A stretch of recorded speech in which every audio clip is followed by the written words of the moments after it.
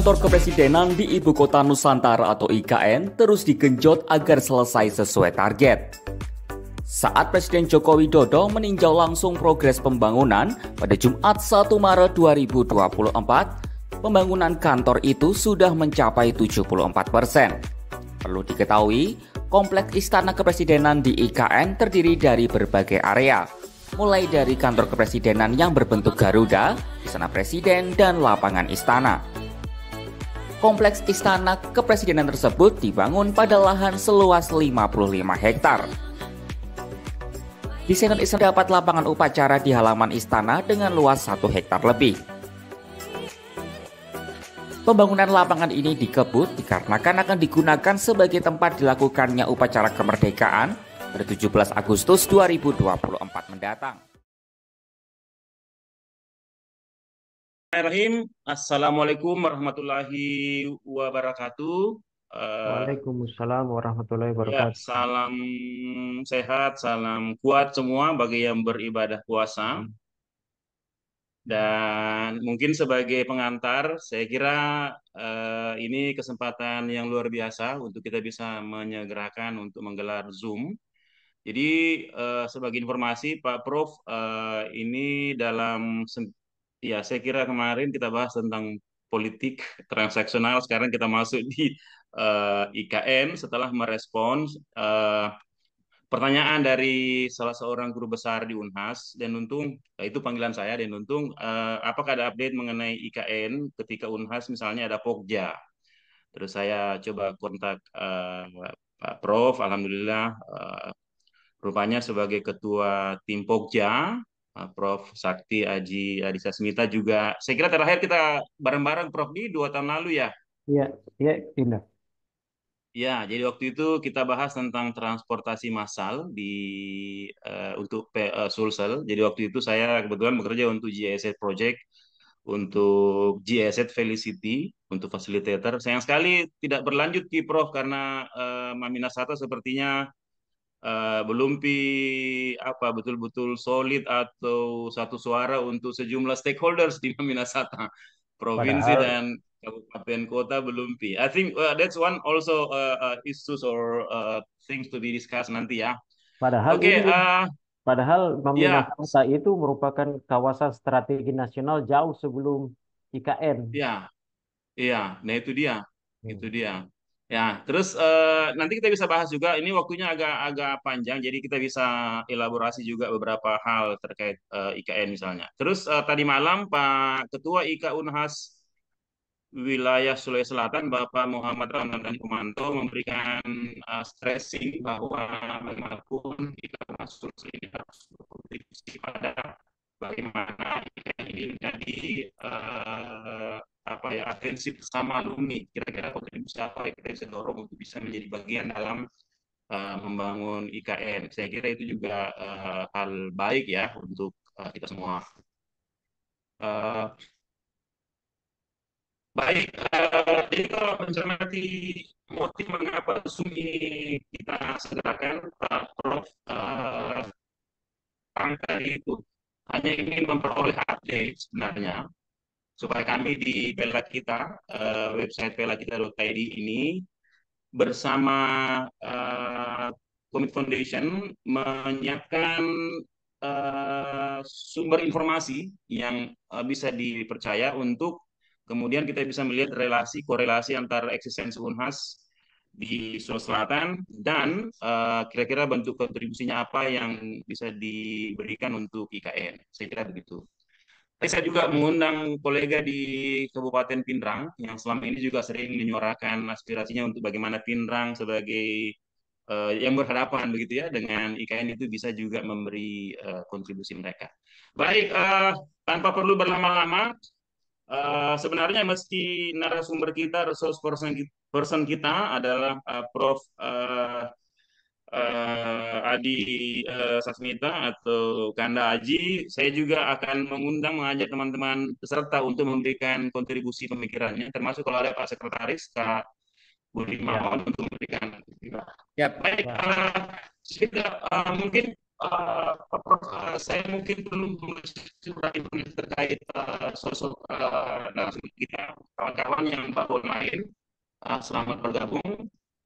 Terus Insinyur Sakti Aji Alisa Smita ini beliau bergelar lengkap uh, MSI, Magister Engineering Science, PhD, ya ASEAN Engineering, tinggal di Tangsel, Banten. Kemudian, ya ini yang luar biasa, kira salah satu yang relevan dengan tema kita adalah beliau sebagai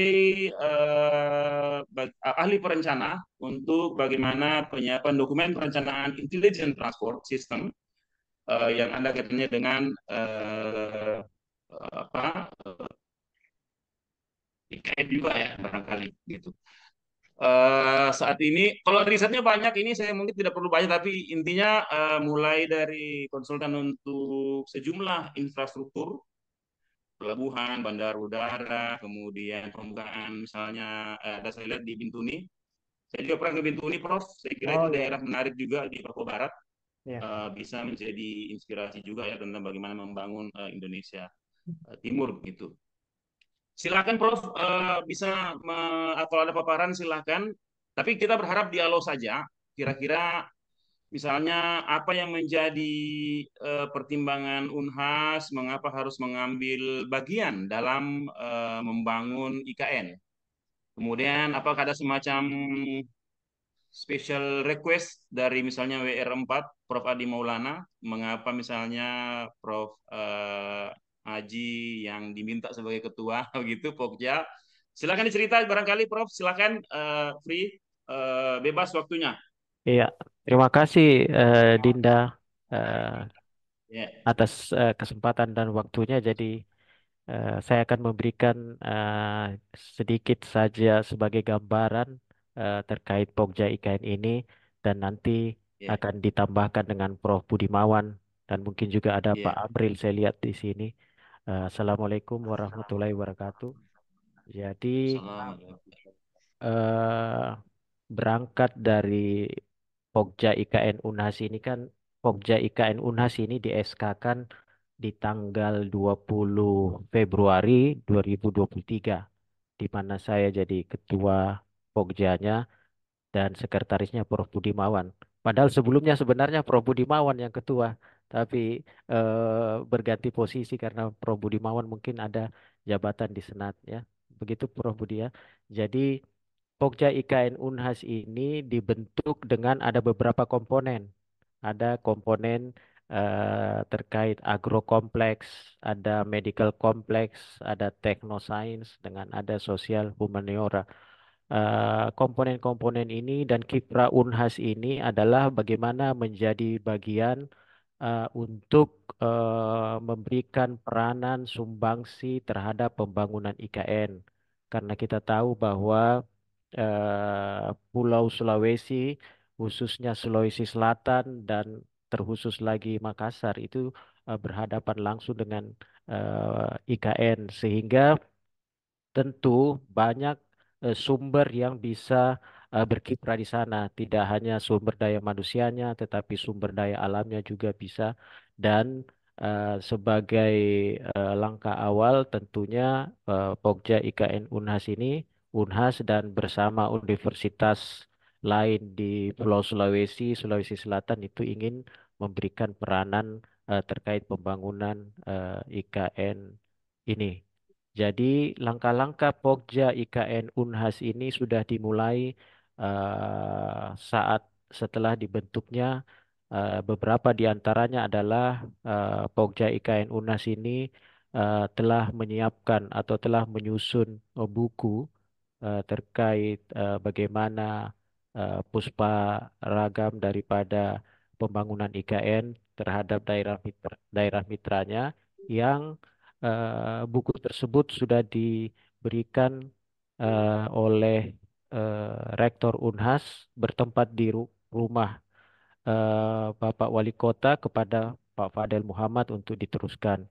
Kemudian eh, langkah selanjutnya Pokja Unhas telah mengadakan MOU waktu itu dengan Balai Besar Jalan di Kalimantan Timur, dan kegiatan lainnya adalah kami Pokja Unhas IKN waktu itu bersama Prof. Budimawan, bersama Pak Prof. Adi Maulana, kemudian Pak Luki Karolus dan Pak Amril itu mengadakan audiensi ke kantor OIKN dan diterima oleh Deputi Sarana Prasarananya dan mendiskusikan apa-apa peranan yang bisa kita eh, masuk dalam pembangunan IKN tersebut. Dan ternyata banyak sekali peran-peran yang sangat dibutuhkan, misalnya dari peran dari akademisi, praktisi, peran dari alumni, peran dari mahasiswa terkait pembangunan IKN. Nah, inilah yang akan eh, kita kolaborasi atau elaborasi bersama untuk aktif peranan disebut karena di sana IKN ini banyak sekali kajian-kajian yang memerlukan sumbangsi dari eh, teman-teman dari Unhas dan kemudian langkah berikutnya nanti direncanakan setelah Lebaran ini akan ada tanda tangan MOU antara Ketua Otorita Prof. Bambang Susantono dan Rektor Unas Prof. Jamaluddin Jompa dan akan ada kegiatan kuliah tamu dari ketua otorita dan juga ada esai ya, ada perlombaan esai terkait keempat komponen ini yang mengundang akademisi, praktisi, profesional dan mahasiswa ikut terlibat di dalamnya sehingga peranan akademisi, praktisi, profesional, alumni UNHAS ini sangat besar potensinya ke depan ini.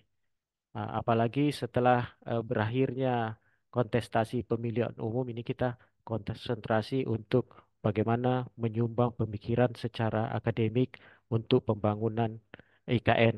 Saya rasa potensi itu sangat besar.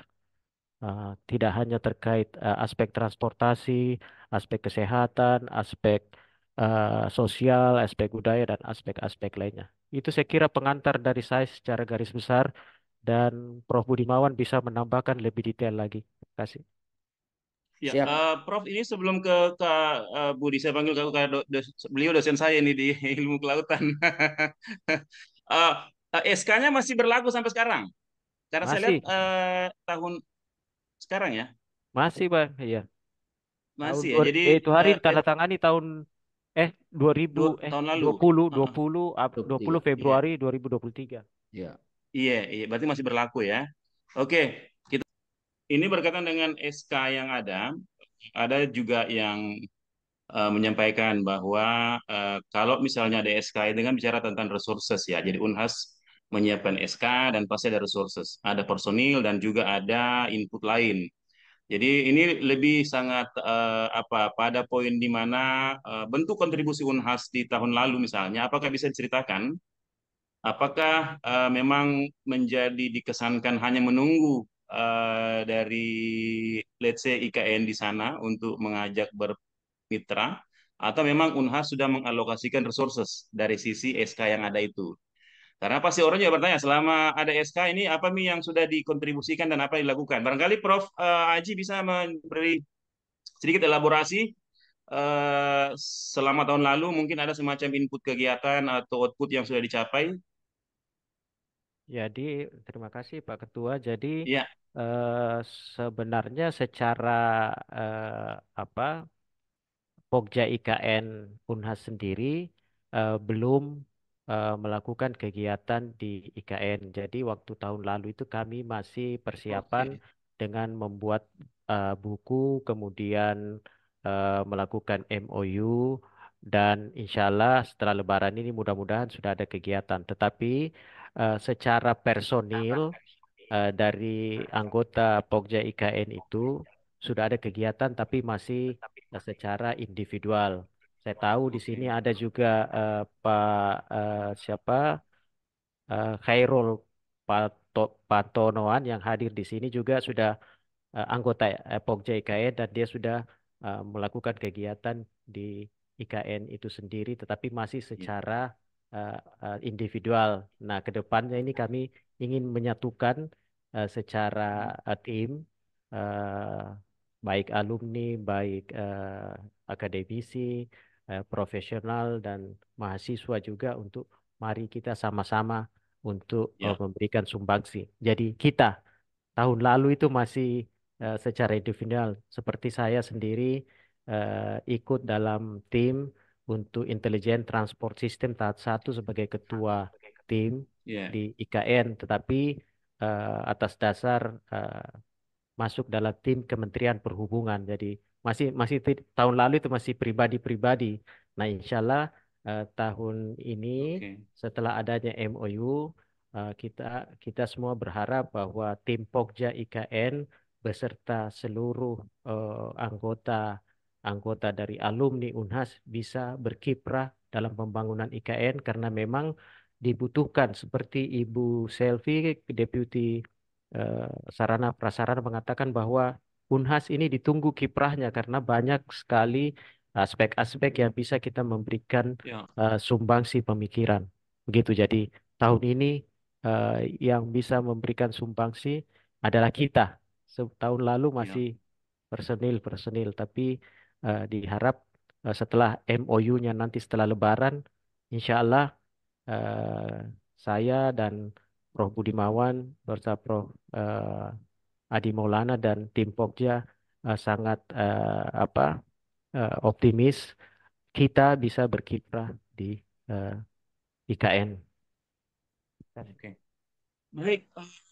Haji, ya thank you. Terima kasih banyak untuk eksplanasinya. Jadi terus terang saya ini cukup aktif juga ini di grup alumni Unhas. Bahkan ada beberapa grup WA itu membahas tentang urgensi kontribusi alumni, ya.